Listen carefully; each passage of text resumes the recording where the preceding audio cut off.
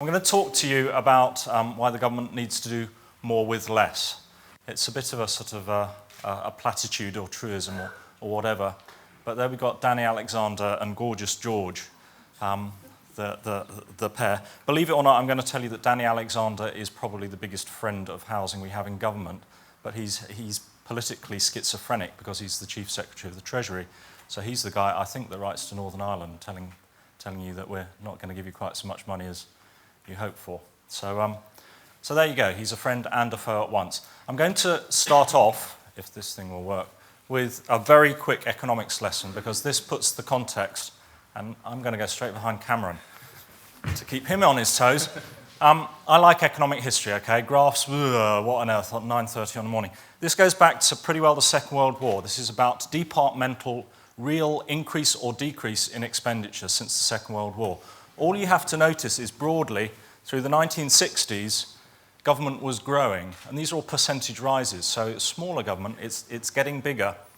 The only real, in fact, the largest real cuts in expenditure that have happened since the Second World War. Can anyone guess? Who remembers Dennis Healey and the IMF? That's this little number here. Okay, that was the era of the biggest cuts. I'm a sort of Thatcher child. I always associate the Thatcher years with cuts. Well, actually, here are the Thatcher years. It was a bit of a mixed bag. And here is New Labour, okay? Year on year, bigger government. And we, at a very, very basic level, we have a principle of Labour stood for big government. This government stands for smaller government, less intervention. That's the style of what's going on. Well, that was okay because the banks were going gangbusters. The banks were making up something like 18% of the total tax take of the UK. The oil economy was great, so we could afford to do this. But when the revenue side falls over, this is what we're picking up. So a 1.3 trillion quid's worth of debt. It's not quite as bad as America, but 1.3 trillion. We are one of the most over-indebted nations in the world. So we shift to smaller government.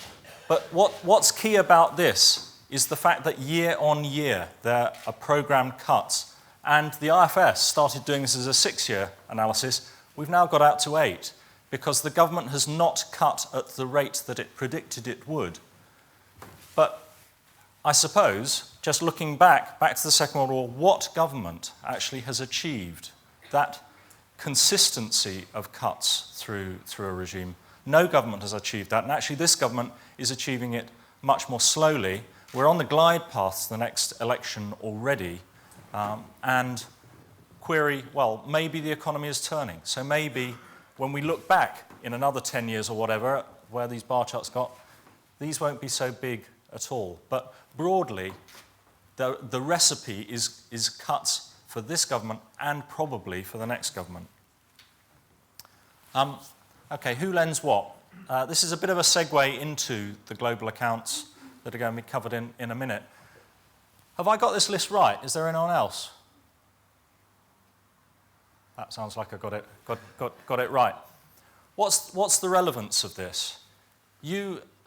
One of your USPs, your unique selling points as a sector, is that you can borrow off the government's balance sheet. Okay, and you have borrowed what? Nearly £600 million. That's an awful lot of money. Sorry, I'm making this guy's life hell. It's quite good value. You borrow 600 million quid off the government's balance sheet, but you borrow it principally from quite a small group of banks.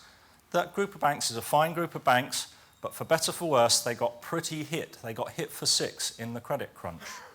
So their credit ratings that you can see there, Barclays is the outlier, I suppose, as a single A credit. But these are credits that are verging on what the market would call junk status. That means their own cost of financing, I'm sorry, they're all looking a bit glum at the back here at the minute. Their cost of financing is significant. And their propensity, their willingness to lend very long term, and it's very long term investment that you want in their business, is constrained. They are the right people to be lending to you. And they're 80% of the market.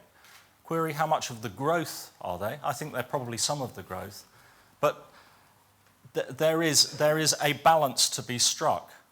Now, THFC has come in and it's picked up some of the slack in the last 2 years, and I'll show you in a second what we've done in the bond market. But I think a healthy market needs a diversity of offering. We view that it also needs, you should always be lent to by your clearing banks. Okay, they are the banks that are closest to you, that understand your business the most. But those clearing banks struggle to provide you with what you need, what you want, at a competitive rate. So the query is, how can we fill some of the gap, I guess? And this just shows you the importance, actually, of the capital markets. I'm going to try and give you a context of the capital markets. This is the amount of debt that's been issued by housing associations. Cameron's. Give you a free run. By housing associations in the last 3 years. I'd just like to focus on this year. This was last calendar year. Housing associations as a whole issued £4.4 billion of public debt in the UK capital markets. It's about 20% of total long-term sterling issuance by any organisation. So you are well known as a concept now in the capital markets. And you carry a very good rating, actually. A typical housing association, if you're issuing in your own right, would have an A+ credit rating. That's a stronger credit rating than any bank, let alone the banks in Northern Ireland. It's a stronger credit rating than Barclays Bank, than Deutsche Bank. So you're quite a way up the pecking order. And that sector likes you. Now let me try and explain.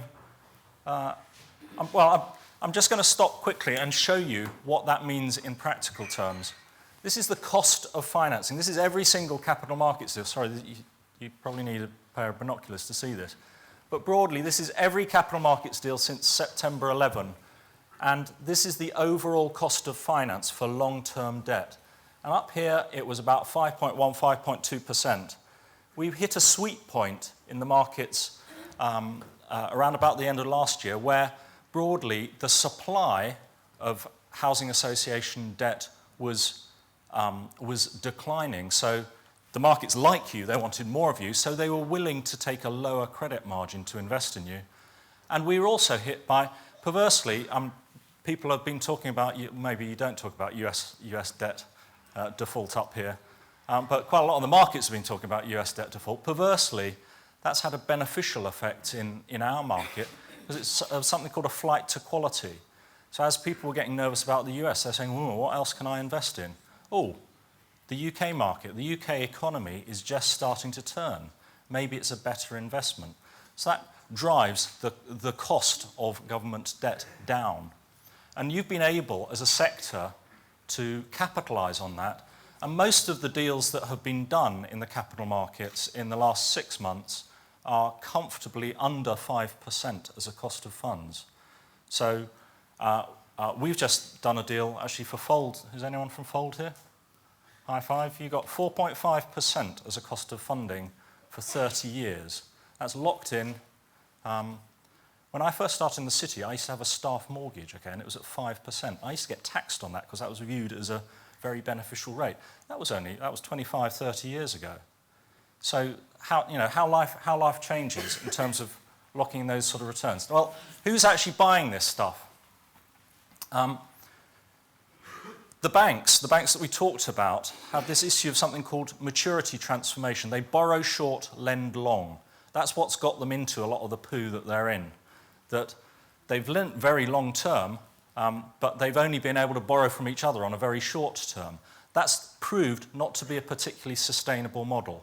What is different about these companies, and these are the companies that are buying housing association bonds, so it's the likes of Pru, M&G, Legal & General, Standard Life, BlackRock. They're doing something called liability matching. That sounds as boring as hell, doesn't it? Essentially, does everyone know what an annuity is? Or a pension? Essentially, when you retire, you buy an annuity. You buy a savings product that is going to deliver you a nice, steady, constant income for the rest of your life. And the actuaries tell you, or they forecast how long you might live. Well, people are living longer, aren't they? So those annuities have actually got to cover longer periods. And those funds can't get enough of investing in housing associations. What you deliver is a long, stable cash flow. from your businesses, because your businesses themselves are being driven by the rental yield that you get, and the rental yield itself is driven by the formula that the government sets. So that's why these sorts of funds like you, they are not doing maturity transformation. They are borrowing, well, they're sort of lending long and then investing long to support that, to support those annuities. Now, what do we say to those funds when we go to see them? This is a pie chart. This pie chart, the total of it is £500 billion. That is the total investable, it's the block of investment of any type of UK investment for a bond investment fund. So the types of funds that are buying housing associations. We point out to them that they, get carried away, about 14% of that £500 billion is invested in utilities. Well, apart from utilities don't have a very good name in the short term with what they're doing with price rises, we say, well, housing associations have something of the same quality of a utility company, but you only invest 2% of your index. Your total pot that you invest in is invested in housing associations. If you like them that much, why don't you buy some more? So the tension here is that they would like to invest more. And that's a message to take away with you in terms of who cares about housing associations, who will come and invest in you. Well, these types of funds are underinvested in your sector, and they would like to invest some more. You can do it through THFC, or you could do it direct. Let's turn to the sort of the investment, I guess the risk environment in which you live. You have increased pressure on cash flows. That's probably, this is a UK-centric thing. It's probably not so marked here, but I think it will be marked as you work harder. And increasingly, you will be asking yourself, what's the mission? And I think the most important point here, and the most important lesson from GB is, does the tail wag the dog or vice versa? So does your social housing business cross-subsidise some interesting sidelines around whether it's build for sale or market rental or different themes, or vice versa? Housing associations in GB have the mentality that says, as grant rates have gone down, they've needed high-yielding other businesses to cross-subsidise their social housing. Well, the issue about that is reading, or the risk around that is about reading business cycles.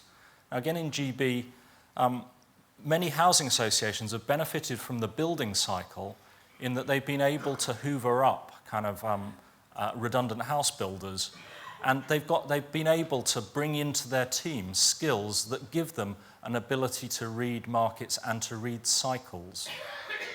One of the issues that we have collectively as a business is we're very long-term businesses, and you tend to invest and stay. And when you're doing that in something like a build-for-sale environment, you stay for better for worse. You stay through the cycle, and you incur what comes along with a cycle downturn. And in some cases, that may produce vulnerability in underlying businesses. And more, the sort of questions we're asking, and this kind of brings us back to the point that David was making in that video. How do you take on more risks in a mutual environment? One of the acid tests of a housing association is you have membership, don't you? And you pay £1. You pay £1 for your share, and you're a member of that organisation. Well, what comes along with that is your financial liability is limited to £1. And sometimes in dysfunctional organisations, at worst, I have seen situations where the lunatics take over the asylum, where the principles mean more than the £1 you've invested. So that's a weakness in the corporate structure. And when we're taking on these more complicated corporate risks, like considering build for sale and so on, we need different skills. And I'm forever in Northern Ireland, I'm going to sound like a scratch record or something, but in terms of the lessons that have been learnt in GB, I think it is vital. It is vital that you find ways of leveraging the expertise that does exist in GB as your own model evolves, because your model is evolving. It's evolving slowly, but it is evolving, and you need that infusion of skills. And I know the executive, I think, is talking about John, you're taking some secondees on from GB? Yes. And that's a good practical way in which you can infuse some of those skills.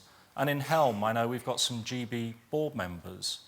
So there are ways in which it's happening, but it's happening slowly. And I suppose it really depends how fast do you want to evolve. That's part of your kind of implicit contract with government. There was a really excellent, did people go to Niall Alexander and the Wakefield session yesterday afternoon? I thought there were some really excellent national points there, so I'm not going to labour points about welfare reform. I was going to give a personal observation and a guess as to what may come about in relation to particularly the bedroom tax. Have people seen this picture before? This is the subway in Westminster Tube Station, and it's the exit that is nearest to 10 Downing Street. Okay, David Orr put that poster up for a couple of weeks. Unfortunately, David Cameron doesn't travel by tube very much, or he would have seen this. If you look at the overall impact of the bedroom tax, Niall made the point, we think it's about 450 million pounds per annum is the impact of the bedroom tax.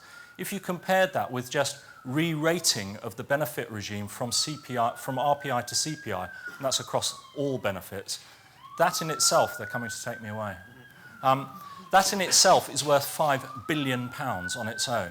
So here we have a deeply, deeply unpopular and practically very badly thought through measure that is worth less than a tenth of another measure.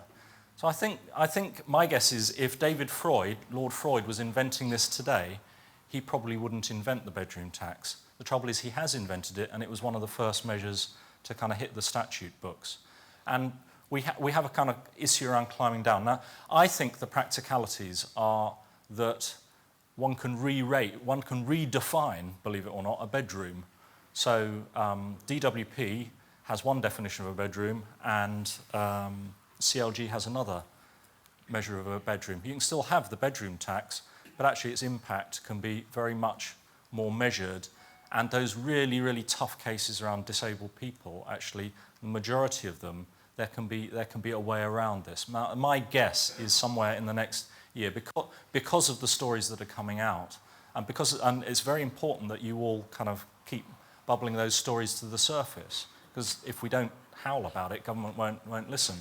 But my guess is that it will be modified. Something that's a bit more off-piste, perhaps, is housing demand.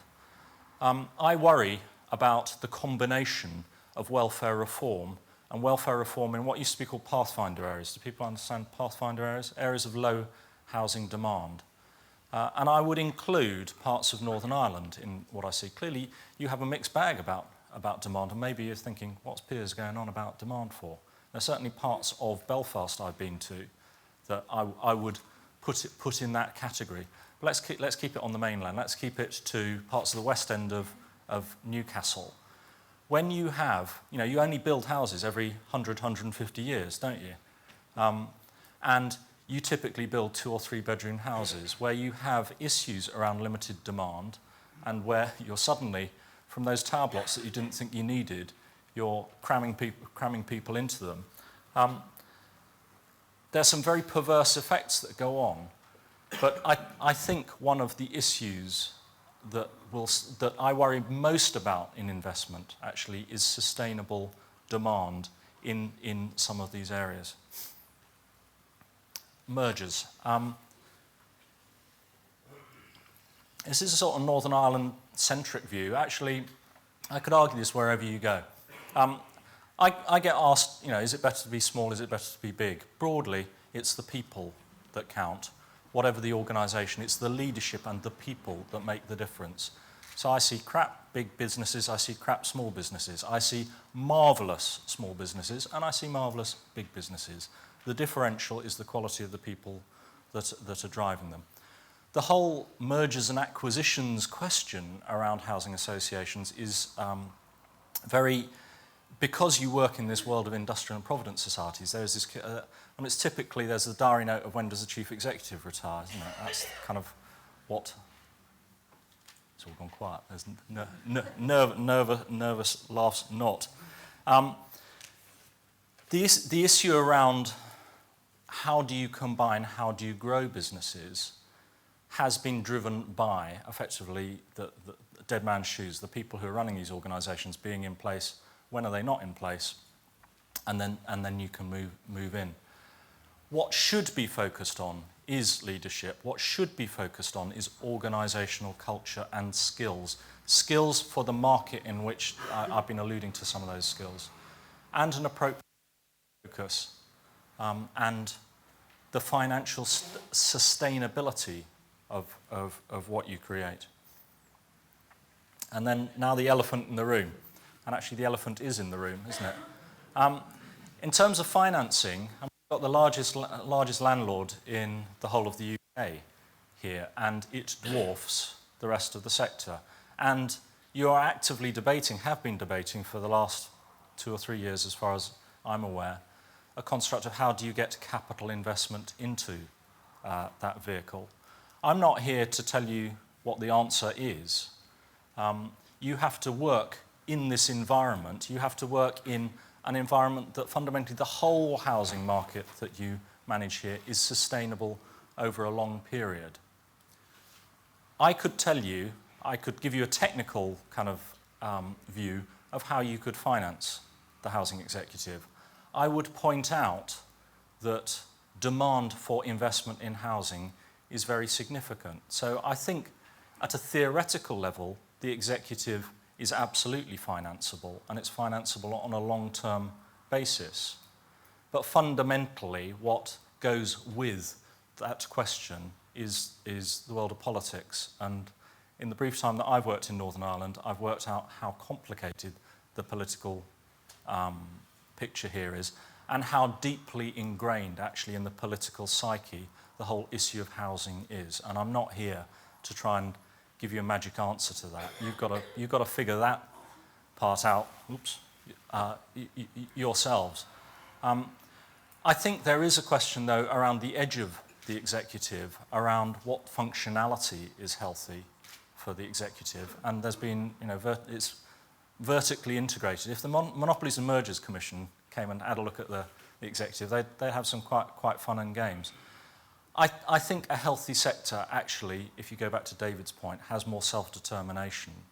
And I think it would be healthier if some of the oversight, I think, of the housing association part of the movement were kind of prized away from the executive, or had some form of more independence. I know there's a question of whether it's in government or out of government, but I think some separation would be good.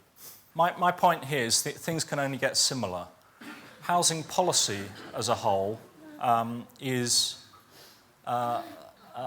both main political factions are fighting over broadly the same sort of ground.